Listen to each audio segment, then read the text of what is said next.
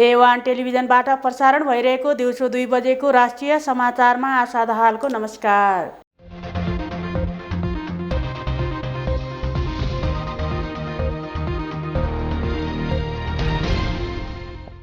राष्ट्रिय समाचार सुरु गरौं मुख्य खबरहरूबाट।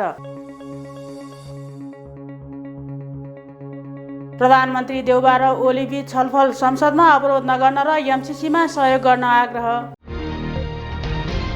गौतम बुद्ध अन्तर्राष्ट्रिय विमानस्थलमा आजदेखि परीक्षण उडान सुरु। एमसीसीको विरुद्धमा 8 दलद्वारा आज पनि देशभर विरोध प्रदर्शन। काठमाडौँको ढुङ्गे अड्डामा भेटिएको शङ्कास्पद वस्तु नक्कली बम भएको पुष्टि। नेपाल राष्ट्र बैंकद्वारा मौद्रिक नीतिको अर्धवार्षिक समीक्षा सार्वजनिक, ब्याज दर अझै बढाएर कर्जा विस्तारलाई रोक्ने राष्ट्र बैंकको निर्णय। रासायनिक मल किन्न कृषि मन्त्रालयद्वारा अर्थ मन्त्रालय समक्ष 12 अर्ब माग। र पाल्पामा करेन्ट लागेर 2 दाजुभाइको मृत्यु।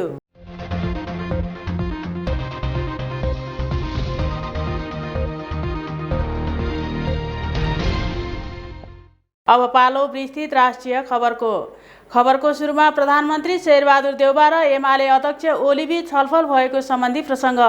प्रधानमन्त्री शेरबहादुर देउबा र प्रमुख प्रतिपक्षी दल नेकपा एमाले अध्यक्ष केबी शर्मा ओली बीच बिहिबार रातिको भेटमा एमसीसी र संसद खुलाउने बारे छलफल भएको छ।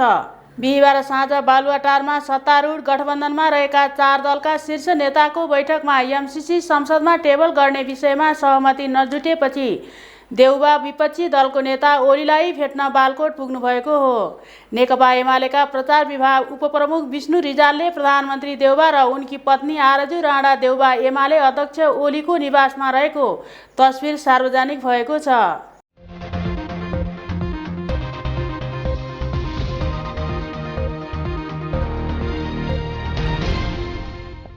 अब गौतम बुद्ध अन्तर्राष्ट्रिय विमानस्थलबाट परीक्षण उडान सुरु भएको सम्बन्धी प्रसङ्ग। रूपन्देहीको भैरवास्थित गौतम बुद्ध अन्तर्राष्ट्रिय विमानस्थलमा आजदेखि यान्त्रिक परीक्षण उडान क्यालिब्रेसन फ्लाइट सुरु हुँदैछ। यान्त्रिक परीक्षण उडानका लागि थाइल्यान्डबाट एरो थाईको विमान बिहिबार साँझ गौतम बुद्ध विमानस्थलमा पुगेको छ। आज बिहान 10 बजेदेखि परीक्षण सुरु हुने भएको छ। परीक्षण उडानको क्रममा अन्य उडानहरू प्रभावित हुने विमानस्थल कार्यालयले जनाएको छ। 10 दिनसम्म प्राविधिक परीक्षण उडान गरेपछि नेपाल वायु सेवा निगमको विमानबाट परीक्षण उडान गरिनेछ। त्यसपछि व्यावसायिक उडानको तयारी सुरु हुनेछ। सरकारले आगामी बुद्ध पूर्णिमा 2 जेठदेखि गौतम बुद्ध अन्तर्राष्ट्रिय विमानस्थलबाट व्यावसायिक उडान सुरु गर्ने लक्ष्य राखेको नेपाल नागरिक उड्डयन प्राधिकरणले जनाएको छ। विमानस्थलको प्राविधिक परीक्षण गर्न चालक, सहचालक, प्राविधिक सहित 7 जनाको टोली बिहिबार बिहान काठमाडौँ स्थित त्रिभुवन अन्तर्राष्ट्रिय विमानस्थलमा अवतरण गरेको थियो। उक्त टोली बिहिबार साँझ नै भैरहवा स्थित गौतम बुद्ध अन्तर्राष्ट्रिय विमानस्थलमा पुगेको छ। टोलीले विमानस्थलमा जडान गरिएको प्राविधिक उपकरणको सही ढङ्गले काम गरे नगरेको जाँच गर्नेछ।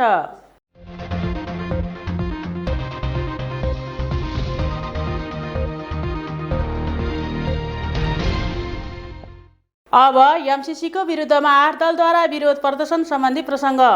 एमसीसीको विरुद्धमा 8 दलले आज शुक्रबार पनि देशभर विरोध प्रदर्शन गर्ने भएको छ। राष्ट्रघाती एमसीसी सम्झौता विरुद्ध आन्दोलनरत 6 कम्युनिस्ट पार्टी र 2 मोर्चाको बिहिबार नेकपाको केन्द्रीय कार्यालय बुद्धनगरमा बसेको थियो। सो बैठकपछि यस्तो निर्णय गरेको हो। यही फागुन 4 गतेको आन्दोलनको क्रममा घाइते भएकाको सम्पूर्ण उपचार निशुल्क गर्न र आन्दोलनका क्रममा गिरफ्तार गरी हाल हिरासतमा राखिएका मङ्गल तामाङलाई बिना शर्त तुरुन्त रिहा गर्न आन्दोलनरत 8 दलले संयुक्त रूपमा निकालेको विज्ञप्तिमा उल्लेख गरिएको छ। त्यस्तै काठमाडौँको बानेश्वरमा 8 दलले शुक्रबार मध्याह 12 बजे संयुक्त विरोध प्रदर्शन गर्ने विज्ञप्तिमा उल्लेख गरिएको छ। राष्ट्रघाती एमसीसी सम्झौता विरुद्धको सङ्घर्ष झन पेचिलो र सशक्त बन्दै गइरहेको छ।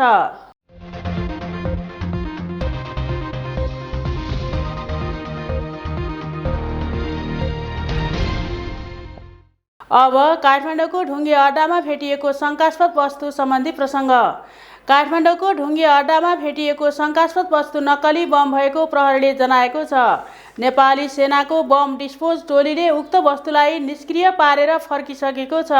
आज बिहान ढुङ्गे अड्डाको कालिका पेट्रोल पम्प नजिकै प्रेसर कुकर बम जस्तो देखिने शङ्कास्पद वस्तु भेटिएको थियो। त्यसको जानकारी पाए लगत्तै नेपाली सेनाको बम डिस्पोजल टोली त्यहाँ पुगेको थियो। काठमाडौँ प्रहरी परिसरका प्रवक्ता दिनेश मैनालीले ती वस्तु नक्कली बम भएको बताए। बम जस्तो देखिएकाले स्थानीय आतंकित थिए। नेपाली सेनाको टोलीले निष्क्रिय नपारुन्जेल सो सडक खण्डमा यातायात सेवा पनि बन्द गरिएको थियो।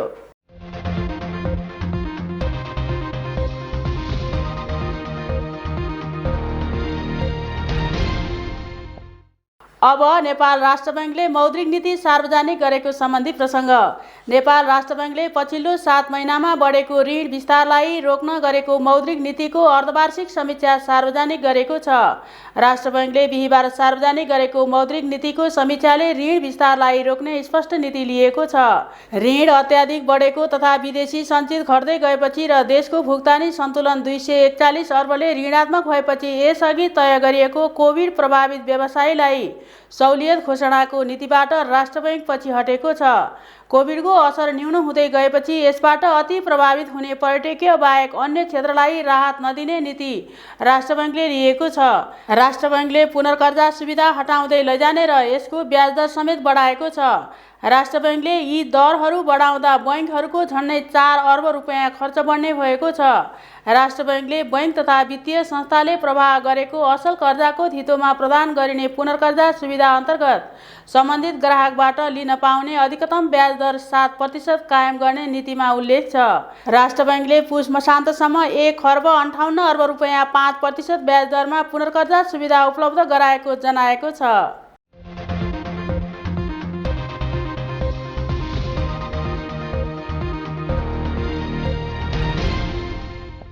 अब कृषि मन्त्रालयद्वारा अर्थ मन्त्रालय समक्ष 12 अर्ब माग भएको सम्बन्धी प्रसङ्ग। कृषि तथा पशुपन्छी विकास मन्त्रालयले रासायनिक मल खरिद गर्न अर्थ मन्त्रालयसँग 12 अर्ब रुपियाँ माग गरेको छ। आगामी आर्थिक वर्षको बजेटबाट छुट्याइने गरी यसै वर्ष टेन्डर गर्न उक्त रकमको सहमति माग गरिएको कृषि तथा पशुपन्छी विकास मन्त्रालयले जनाएको छ। अर्को वर्ष मल अभाव नहुने गरी अहिले नै खरिद प्रक्रिया सुरु गर्न यस्तो सहमति मागिएको मन्त्रालयका सहसचिव एवं प्रवक्ता प्रकाश सञ्जेलले बताउनुभयो।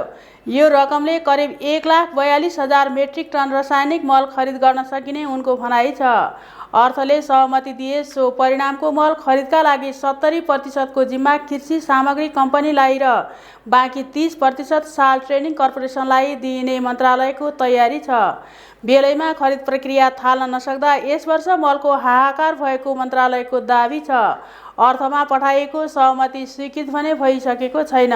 ठेक्का लागेको मल समयमै आउन नसक्दा यो वर्ष मलको हाहाकार भएको र आगामी वर्षको वर्षायामका लागि अहिले टेन्डर गरे मल आइपुग्ने मन्त्रालयको दाबी छ।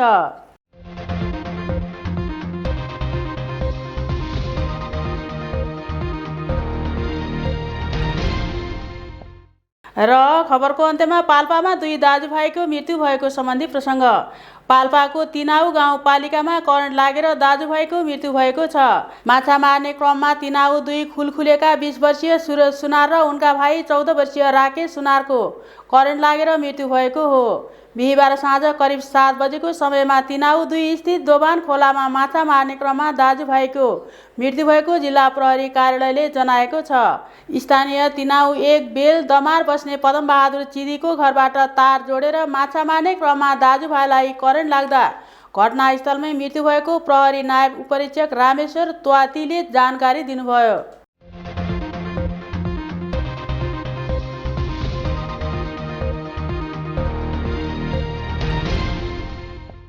राष्ट्रिय समाचारको अन्त्यमा जाँदा जाँदै मुख्य खबरहरू फेरि एकपटक। प्रधानमन्त्री देउबा र ओली बीच छलफल, संसदमा अवरोध नगर्न र एमसीसीमा सहयोग गर्न आग्रह। गौतम बुद्ध अन्तर्राष्ट्रिय विमानस्थलमा आजदेखि परीक्षण उडान सुरु। एमसीसीको विरुद्धमा 8 दलद्वारा आज पनि देशभर विरोध प्रदर्शन। काठमाडौँको ढुङ्गे अड्डामा भेटिएको शङ्कास्पद वस्तु नक्कली बम भएको पुष्टि। नेपाल राष्ट्र बैंकद्वारा मौद्रिक नीतिको अर्धवार्षिक समीक्षा सार्वजनिक, ब्याज दर अझै बढाएर कर्जा विस्तारलाई रोक्ने राष्ट्र बैंकको निर्णय। रासायनिक मल किन्न कृषि मन्त्रालयद्वारा अर्थ मन्त्रालय समक्ष 12 अर्ब माग। र पाल्पामा करेन्ट लागेर 2 दाजुभाइको मृत्यु।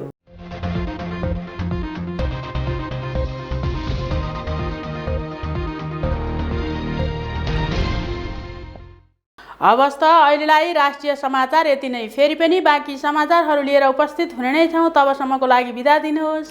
नमस्ते।